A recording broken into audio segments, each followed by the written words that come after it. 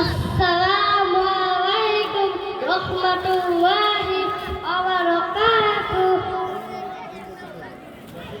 এক নম্বর হাদিস শরীফ, আখরিজ দীনাকা ইয়াকফিকা আমালু কলিল।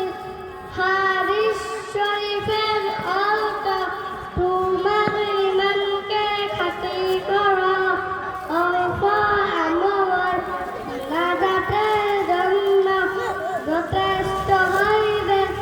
দুই নম্বর হাদিস শরীফ, খায়রুকুম মান তাআল্লামাল কুরআনা ওয়া আল্লামা।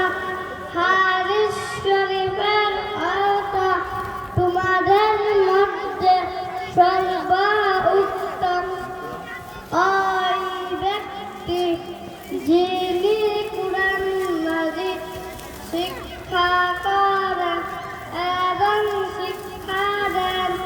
তিন নম্বর হাদিস শরীফ, তালাবুল ইলমি ফারিদাতুন আলা কুল্লি মুসলিম।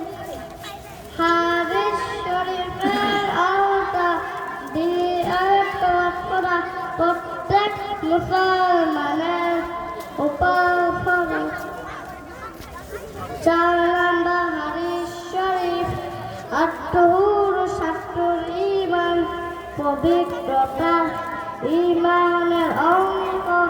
পাঁচ নম্বর হাদিস শরীফ, মিফতাহুল জান্নাতিস সালাহ। হাদিস শরীফের অর্থ, নামাজ বেহেশতের